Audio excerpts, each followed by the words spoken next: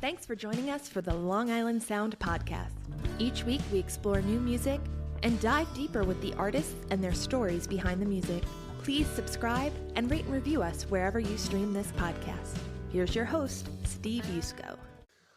You are in store for a wild ride of an interview with Pamela Betti. I had probably the best time I've ever had interviewing someone. She's a well-known blues singer from Long Island. She's taken her music across the world. We're going to hear a couple of her original tunes. We really had a blast. She has some great advice for up-and-coming singer-songwriters, and we'll learn about her journey in the music industry. Let's take a listen to her cover of the song Voodoo Woman. You're going to enjoy it.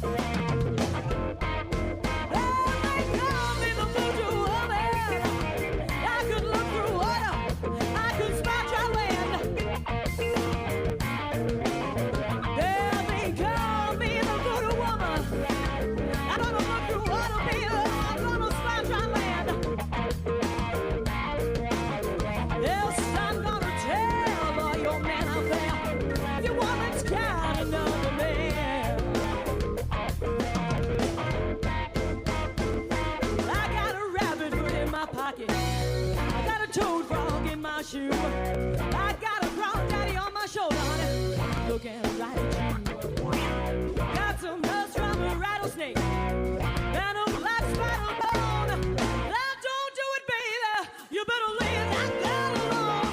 They call me the voodoo woman. Yeah, I know that reason why. Yes, I'm gonna raise up my hand. Oh.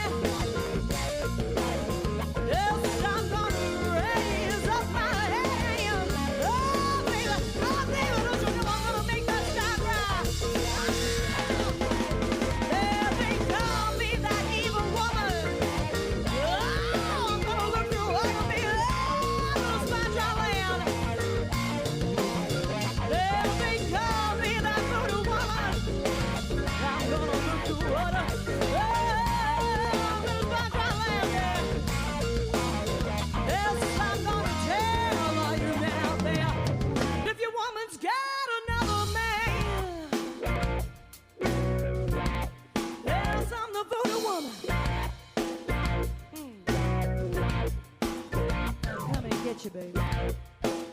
That's right.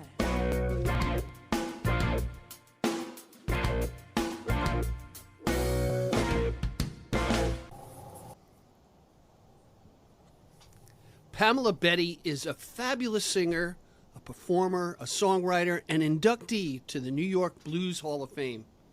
I had the great opportunity to see her perform at the Warehouse in Amityville. And within a few moments, I was smitten with her soulful voice and really captivating stage presence. She has worked with some of the biggest acts in the business: Joe Bonamassa, Taylor Dayne, Rick Springfield, Poppa Chubby, the Lords of 52nd Street, and the Fabulous Thunderbirds, just to name a few. What a privilege to have Pamela Betti on the program. Pamela, welcome to the Long Island Sound Podcast. So good to have you here. Thank you so much for having me, Steve. Yeah. So let me just give you a little backstory. On a Sunday afternoon, the Long Island Blues Society, right? Is that the proper name? Yes, Yeah. the Long Island Blues Society, yes. Was running an event to help send a couple of people, Kelly Baker and another gentleman who I forget right now. And Yes. They were going to Memphis to compete in the International Blues Challenge in Memphis, Tennessee. Right, which you did as well, from what I understand, right? Yeah, I went down to Memphis twice. I went down in 2007 and back again in 2020. It's great. I tell you, Beale Street is really a wonderful place. And over the years, I haven't been there probably in 10 years, but when I was there, they really did a nice job. It's very touristy, but there are blues clubs, it seems like, every 10 feet. Yeah, it's great. It's a fantastic experience, yep. Yeah, and B.B. King's down there was really phenomenal, and there was the Queen of Memphis, and of course I forgot her name. She was phenomenal, and just what a... You're forgetting a lot of people's names tonight, I know. Steve. It's Monday. It's Monday. What can I tell you? Oh, my goodness. So let me ask you this, Pamela.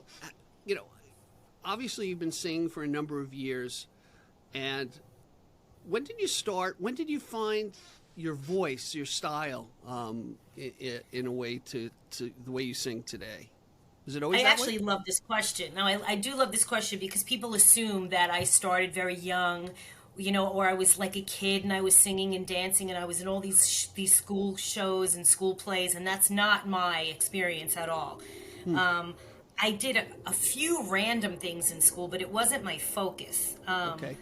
It wasn't until I was in my 20s and my sister married a very, very accomplished guitar player named George Chapman, and I sang at my sister's wedding with his band, and Wow. everybody kind of went, "When could you sing?" And I knew I always wanted to sing, and I enjoyed it, and I loved it, and I loved performing.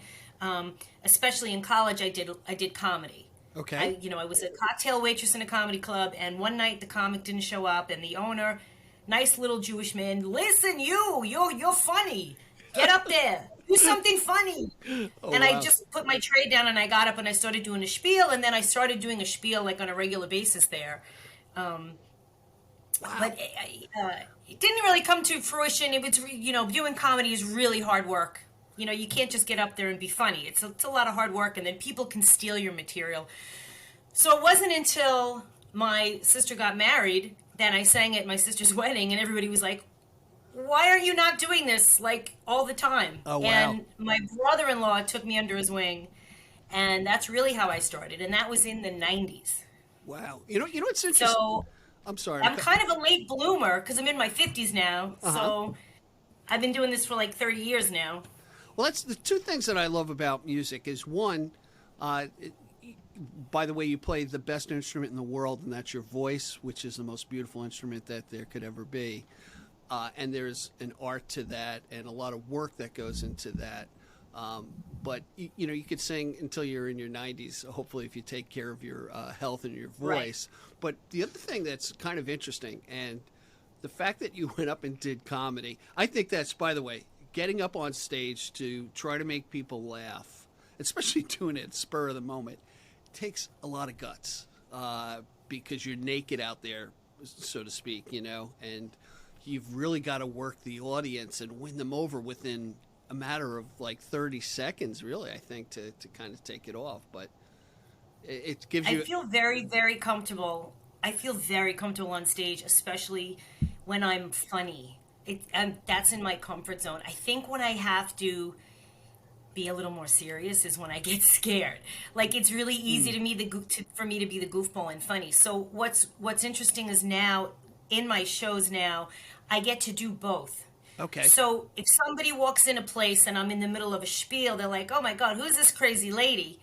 And then I open my mouth to sing and sing with the band, and they're like, "Wow, that's really cool." So it's not like I've ever left my comedy roots. I kind of bring it into what I'm doing now. So it's kind of the best of both worlds. So I'm very lucky that way. Yeah, but you know what you also do is you win over the audience because whether it's public speaking or playing music or comedy, there are people who want to see you succeed for the most part, you know. And I think the key is how do you turn them to say, "Hey, she's a lovable gal or guy," and yeah, I want to, you know, they lean in. I want to hear more, you know, type of thing.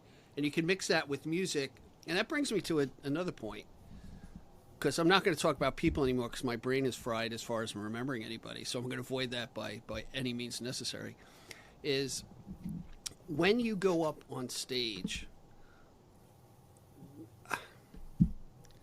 how do you feed off the audience? And what if you have a crappy audience? You know what I'm saying? You know, there is no crappy audience. Okay. It's fair enough. There is no crappy audience because I think the people, and that's a good question, because there are some venues that you go to and it's a different kind of crowd than, say, another venue. Right. You have to be able to read the room and know who your audience is to draw them in. So, and I'll give you an example. Yeah, without being politically incorrect. I will try as hard as I can. Don't worry about it. So, the Long Island crowds are great because they love live music and they're very receptive. I find that when I go into the city, or if I have gigs in Brooklyn, or in one of the other 5 boroughs, is that it's a bit of a tougher crowd. Okay. In other words, people are trying to be very cosmopolitan and fabulous, and oh my God, and what are you going to do for me? So I have to read that room, and that's when the comedy Pam kicks in and like makes them feel automatically comfortable, and then they're like, "Oh, okay, I get this chick." Right. And then I can play my music and draw them in. So it's also, you have to kind of be fearless. You have to, like you said, you're naked, you're on stage, but you have to be able to put yourself out there without worrying about what everybody's going to think so much, and just do you. And I think people appreciate that too. Yeah. I have people come up to me and say, "Wow, you're so comfortable. You make me feel so comfortable." Or I make direct eye contact with the people in the audience. Like, I'll look right at them. Just these little nuances that make such an impact when you're dealing with an audience. But you have to really just know how to read the room. Yeah, and you know what? The other thing I find, because I think I'm like you in a way that I use comedy in tense situations to kind of diffuse things and kind of hide. To be honest with you, to kind of hide my fear, because that's how I deal with things. My brother is pretty much the same. We kind of go back and forth, and that helps us get through things. Not everybody gets it because it can come off as distasteful depending upon the situation. But it's a tool in your tool belt, I think, to endear yourself to your audience, whether that audience is 3 people, with a cocktail, chatting with each other and doing some self-effacing humor. That kind of makes you, hey, yeah, they're a regular person. I can tune into them, I think is kind of neat. But let me ask this, how did you become a blues singer? Or do you call yourself a blues singer? I don't know. I don't want to nail you down to a genre. No, I absolutely do. Okay. And living on Long Island, I've had to branch out into other genres, obviously, to keep working. But I'll tell you exactly when I knew this is what I wanted to do. Is I was at Tramps, which is an old club in the city. Okay. And I went with, at the time, my saxophone/harmonica player took me to see Etta James. Wow. At Tramps. Small club. We had a table right in front of her. Okay. And she was literally maybe 3 feet away from me. And this big, immense woman comes out. She sits down on this stool and she opens her mouth to sing. And that was the end for me. I was like, holy crap, this is what I want to do. The emotion and the energy and her her styling, and I was in love. And I was like, you know what? This is what it's all about. And it was also for me, because I've had a lot of issues with body image and weight, okay. and that was always a big thing for me. And in blues, it's almost like all of that gets thrown out the window because nobody really gives a shit. Sorry, can I curse on the show? Sorry. Yeah, no, it's nobody no gives worries. a shit. Like, you ever see my big thing right now is, do you ever see a skinny blues singer? No, because it's they've been through a lot, and you literally wear your heart on your sleeve, and you're singing out all your trauma and all this crap. And I just fell in love with Etta, and she actually spoke to me after the set, and I was like, oh, Miss James, that was so wonderful. And I said, I would love to do what you do. And she goes, girl, if you can sing, just keep doing you, baby. She goes, just keep doing you. And then she walked away, and I was like, oh my God, that was it.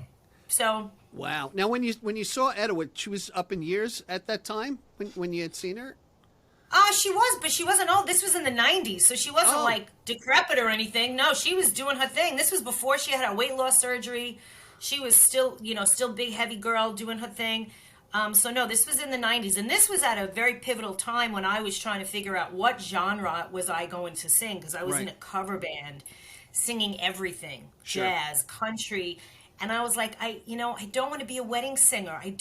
There's got to be a purpose to what I'm doing. I can't just sing this crap. And when I saw Etta, I was like, that's it. Wow. You know what I love about blues as a genre? And blues is an interesting lament of, whoa, things are difficult, and it usually comes up with some sort of happy ending, not all the times, but many times in it. And I think, at least for me, I can only talk about the connection that I make as a person in the audience, particularly when it comes to singers like yourself who bear their souls through their voice, something I find difficult to do. And that gives us kind of a modus operandi to say, you know what, there's somebody out there who's feeling what I'm feeling, and they're expressing it right back to me. So guess what?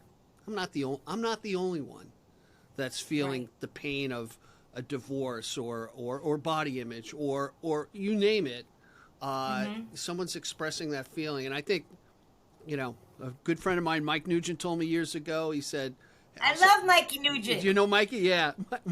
Everybody knows Mike. Mike's great. And Mike was like, what do you do this, Mike? He goes, music heals the world. And I thought that was the most corniest thing in the world. And then I said, oh, wait a second, I got to dwell on this. And it really does, because it does heal the soul. And I guess I'm yapping along too much here, is that the sad thing is, as a performer, as an artist, you may get a glimpse into that healing that you've done for people when they come up to you afterwards. But I can promise you there are tens of thousands of people that you've healed through your music that you'll never meet until maybe someday in heaven. I don't know, Yeah, there's a seat up there for all of us, I hope. Yeah. There better be one for me. I don't go to church, though, because I'm afraid I'm going to burst into flames when I hit the front door. So that's because you're going to the wrong church. Yeah. We'll see. We can talk. Oh God, I can talk. I used to be a deacon in the Catholic Church, so I could. There, you were a deacon. Forget it. Oh God, yeah. So I can't believe you cursed. You actually cursed. Hey, let's do this. Our audience got to hear Voodoo Woman coming in. That's an original piece, right, of yours? Nope, Voodoo Woman. No. Okay. Oh, sorry, Voodoo. It's just such a great version that we did. I love it so much, but a lot of blues people do Voodoo Woman, but I love our take on it. Yeah, absolutely. It's nice. You can put your nuances in there. And we chose that one. It's a great song, and before I have a guest on, I kind of speed date their music, a few days before, and that actually jumped out at me. So I'm glad we chose that as the first one for our guests to hear. No, you're welcome. Hey, let's do this. Let's just take a quick break, and when we come back, I got to think of some good questions to stump you with. Hey, everybody, we'll be back with Pamela Betti. Just hang with us. At the Long Island Sound, we're much more than a podcast. We're building a community. Please go to gigdestiny.com, check out all our social media links, Subscribe wherever you listen to the podcast. Please comment. Call the listener line. Tell us what you think, what questions we should ask, who we should have on the show. And most of all, we thank you for your generous support. And remember, support the artists who are guests on the show. Now back to the podcast. Hey, everyone. We are back with Pamela Betti. Pamela, it's so great to have you here. I got to ask you this. So you say you started late in your 20s. You weren't like a prodigy kid at 10 years old singing the blues, before going through adolescence. But now you just come off the wedding. You get that encouragement of, hey, what the hell are you doing? You should be doing this. Okay, right. Where did it progress? Like, where did it go for you from that point? And what were your expectations, I guess? Well, I had zero expectations because I was like, okay, I had the support of my brother-in-law who said, why don't you come and sing backup with me in my band? And that's when I started playing in the city quite a bit. Kenny's Castaways, Lion's Den, Terror Blues, every live music venue. And then his bandmates said, hey, Pam, why don't we start a band with you being like the lead? Because my brother-in-law had his own thing, which, he was the lead. And I couldn't be a backup singer for long because of my personality. Like, I am no backup singer. Gotcha. I will do backup for some people if they ask me if it's like, a friend's band or I think it'll be fun. But it's very hard for me to not be in the spotlight. And that's not being stuck up. It's just my personality. Yeah, it's who you are. Right. It's just hard for me to be I'm no wallflower. So, if Pam Betti walks in a room, Pam Betti's in the room. It's just who I am. Right. So, so I did get, my feet wet, so to speak, with my brother-in-law and singing, and he would give me a couple of songs to sing by myself, and that's when I was like, wow, there was nothing like being out front leading a band. And I learned so much from those experiences, and then started my very first band with his bandmates, and it was called the Full Spectrum Band. And the reason why it was called that is because we were doing so many different genres. But I connected very much with Doc Blues was my harp player and my saxophone player, and he was the guy who said, Pam, you really should be singing the blues. Let me take you to go see Etta James. And that was when that whole... It really kicked off for you. Correct. Yeah, it's so interesting because I'm interviewing different artists. One, to be critical, I've seen artists who play very well, sing very well, but I wouldn't categorize them as entertainers, or I put them in the category that's a performer. That's somebody, and a couple criteria for me is connecting with the audience, being so true to themselves that you go, I know who this person is by their gregariousness out there, and I want to know more, or I want to hear more. That's what separates people. And what's interesting is you were already mentally set up to be a front person. I think it's got to be extremely difficult for those who've been on the sidelines per se, and then get thrust into the front position, because you're the captain, and you're directing things, and you really do drive that ship. You really do, and you really have to know what you're doing. So I would say for people that are currently in the back and want to come up in the front, just make sure that you do your homework and you're on your game, right? Because you're driving the ship. So the musicians behind you, they're going to follow your direction. If you just stand up there and sing, they don't know where they're going. Oh, I got you. Who's taking the solo? Are we taking it from the 5? Are we going to the bridge? Like, you have to know all that stuff. Right. But I learned that the hard way. Again, I didn't go to music school. I'd had a couple of vocal coaches, when I was found myself. Actually, before my sister's wedding, I even tried to get some singing lessons. And you know what somebody told me? I had a singing teacher who said, you know what? You're too fat to be a singer, so you should just quit. That's what somebody told me. Holy shit. So in actuality, I did try to start when I was young, but that guy just decimated me. Wow. And I didn't want to do it again, and for years, because he just, and that's when words or what you say to people can stay with them forever. But so in all fairness, I did start young, but But that guy, that singing teacher, just blew it out of the water for me, and I waited all those years until I got my confidence back, and then I sang at my sister's wedding, and that's when everybody said, wow, you can do this. Right. So you just got to be very careful what you say to people. Yeah, you know it is, and so we lost 10 years of Pamela Betti that could have been out there, Yes. And Yep. yet there's some people in, I'm the kind, sometimes, maybe this is wishful thinking, you tell me I can't do it, I'm going to try my best to freaking do it and prove you wrong, because I want to do a na-na-na-na-na to you with that. But that's not always the case, you can internalize things and cripple people, with that's how I am now. But not then. I was a kid. Oh.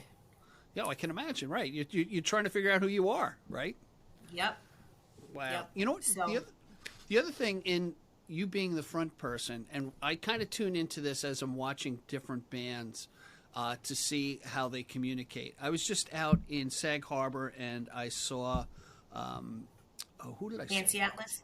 Nancy Atlas and Gene Casey. Casey, yeah. Yeah, and Gene wasn't with the Lone Sharks, but he was in there, and it was all different, and they were great. And I was like, wow. That's the Friday night fireside sessions that Correct. Nancy has. Yep. Right, right. So that's the first time I've been out there to see that, and it was Wasn't that a great show? Great show. People were dancing in front of the band, and my wife was like, I can't believe this. This is great. It's a theater, and they're jumping out and dancing like it's, American Bandstand. It was great. But I look for, as I'm watching people live, I'm looking for that nuance or that communication. Sometimes it's like, take it, Billy, or other times it's a wink and a nod, and it's very interesting to see how that communication develops, I guess, over time, So Right. So now you start your own band. You said the Spectrum, the broad spectrum? Oh, well, the Full Spectrum Band. And that was not my band. That was the very first band that I was asked to participate in, and that was after my sister's wedding with my brother-in-law's bandmates. Gotcha. Who took Who took the lead? It was the guitar player at the time, who has since passed away, because this was a long time ago. Sorry. But he, he kind of took the lead, and I was in that band for a few years. But then I started to say, hey, I have a lot of power in this band since I'm the singer, and this guy is maybe not doing the right thing, or I'm not getting paid enough, or I'm kind of in control here. So what am I going to do, for me? Because there's got to be more to this. And I did that for a number of years in that band, but then I kind of broke away and said, I can do this. Let me get a band going. So now I'm living in Brooklyn. Okay. So I'm living in Brooklyn in Dyke Heights. Dyke Heights. I love the Dyke. The Dyke Heights. Beautiful. Great Christmas lights during the season. I'm so glad I lived a couple of blocks away from that, so I didn't have to deal with that. Right, it's a zoo. It was good to walk to, but not drive to. So I tried getting a band when I was living in Brooklyn, and it was like one band after another. And now, mind you, they all want to do 90s music, because now it's like the early 2000s, and everybody's doing the 90s music. Sure. And I just wasn't feeling it. And I'm like, I want to go back to the blues. I want to start doing that. And then my mom passes away. Oh. So now I'm in Brooklyn for 10 years. Just my wheels are spinning. I'm not going anywhere. My mom passes away, and I'm like, you know what? I'm going to move back home to Long Island. There's nothing happening from me here in Brooklyn. I can't get anything musically together. Everybody's a do-through. Nobody wants to do what I want to do. So I moved back to Long Island, and I made a promise to myself. I said, look, I'm going back home to move back in with my dad because he needs me. My mom's gone. I said, but if I move back to Long Island, I am going to find a band, and that's it. I'm going to get into a band. That was like a goal.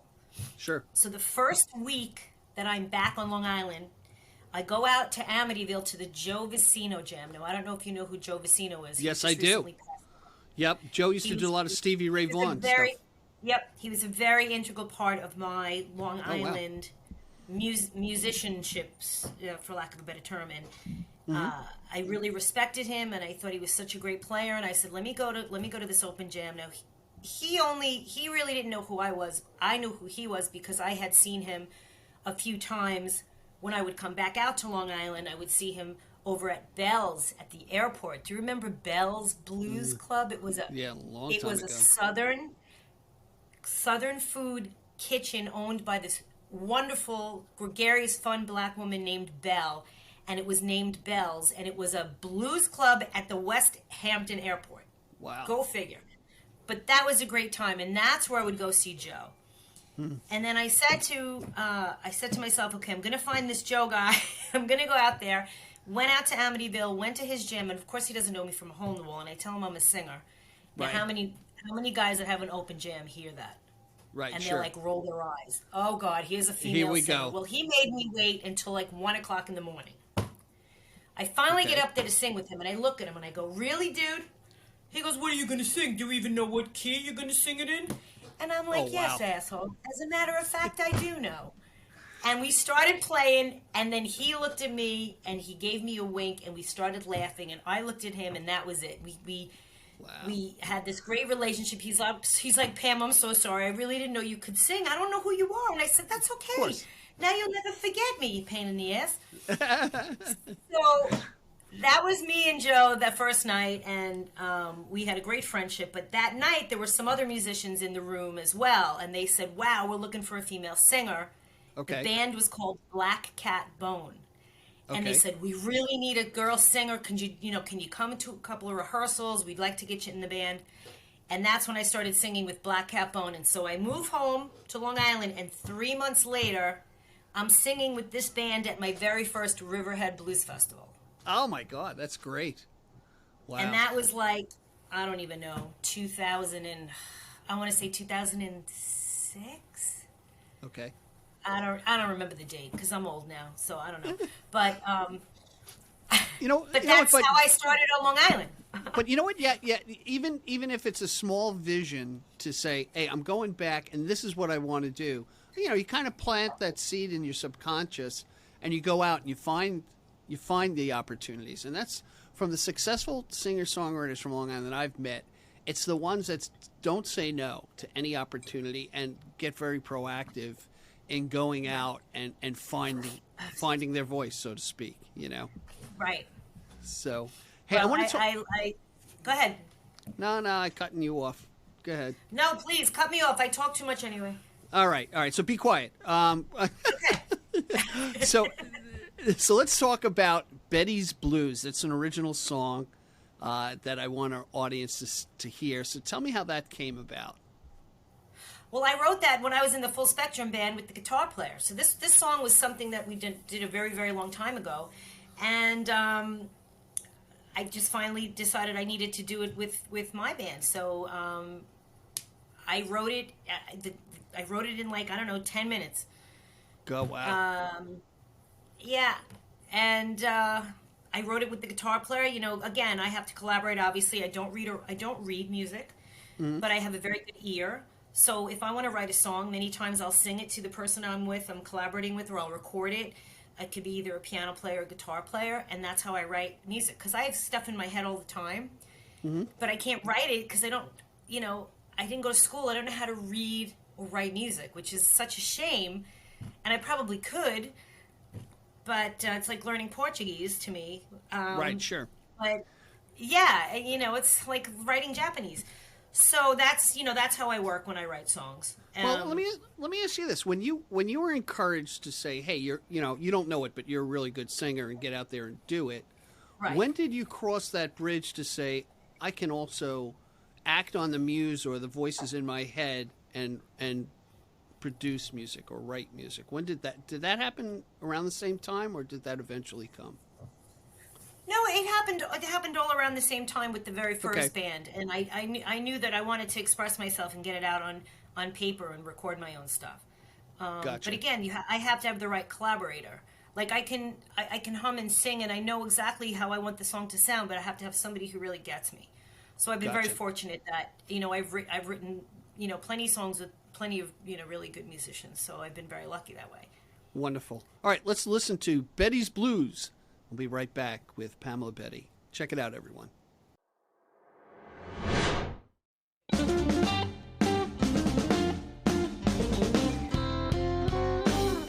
I keep wondering to myself, Lord. I keep wondering what is wrong with me. I keep wondering to myself, Lord. I keep wondering, yeah, what is wrong with me?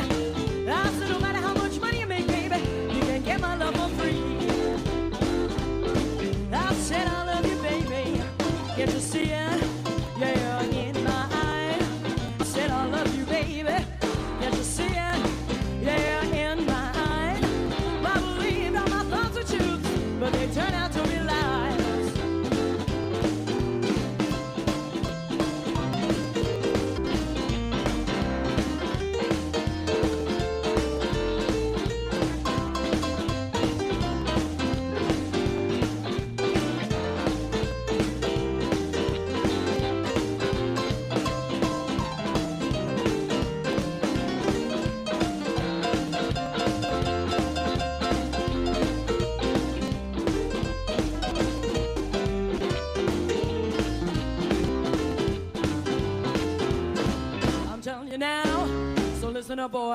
You say you want a woman and not another toy. Don't give me no swing you're talking. I said I won't be used. You want an answer, but I'm confused. I keep wondering to myself, Lord. I keep wondering what is wrong with me. I said no matter how much money you make, baby, you can get my love for free.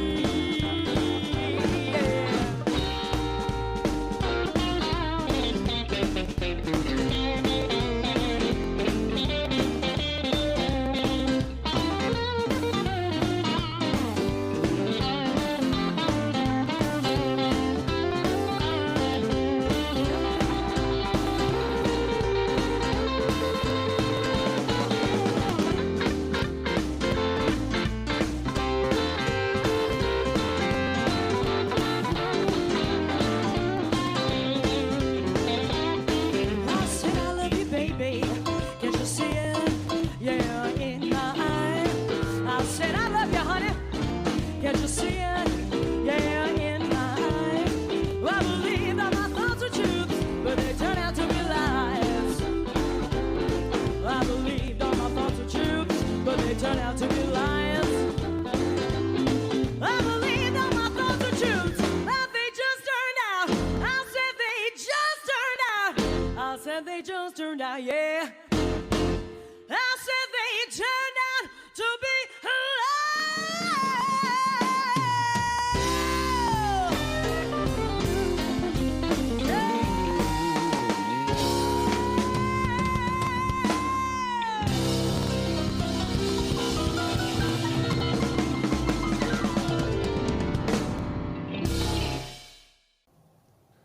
So we're back with Pam Betti, and I have a confession to make. And I mean this honestly. I've never had such a great time interviewing somebody as I have interviewing you, Pam. You're nuts, by the way. You're crazy. And I know, in a good way, though. And yeah, a good, happy crazy. And that's why I think we made a connection here, We did. So I'm so happy that you're doing what you're doing. You're getting to play with other people. I can't wait to see you out and again, for a full show. It was kind of a teaser at the Long Island Blues Society. So I got to catch you as the weather gets warm out here. Well, I think this summer you and your wife get on the ferry and you come out to Fire Island. You will have the best time of your life. Tell you what we'll do. We'll take our boat out because I live on a canal and I could shoot over to Kismet in no time out of Babylon. Yes! Well, I'll be at Atlantique, but you shoot over there, baby. Yeah, I could. And I'm going to get you some of those. What are those drinks on Fire Island that you're going to end up in a shopping cart? I don't know. It's like a hurricane. Forget it. No, I can't believe I can't think of it. But there's drinks. They're frozen, and if you have one, your underwear's around your ankles. They're like $18 drinks, I think. Yeah. That's right. I think I can hook you up. I got a guy. You got a guy? I got a guy. Anyway, hey, you know what? I end a lot of my podcasts this way, and I really mean this. And my friend Bob Murray, who I'm going to see this weekend, said, Steve, you can account for what you have in the bank for what you own. You can never account for the time you have left here on Earth. And the fact, Pam, that you gave me time just to be with you today and connect and talk about your music is a blessing. So I really appreciate it. So. Oh, that's very sweet. Yeah, so I'd look to having you back on, and then, we'll just, you know what? The next episode, it'll be me and you get your phone book out, and we'll just call people. And we'll drink. That would be awesome. That would be actually. Let's order pizza to, like, Richie's house. And on that note, everyone, we'll see you next time. Take care.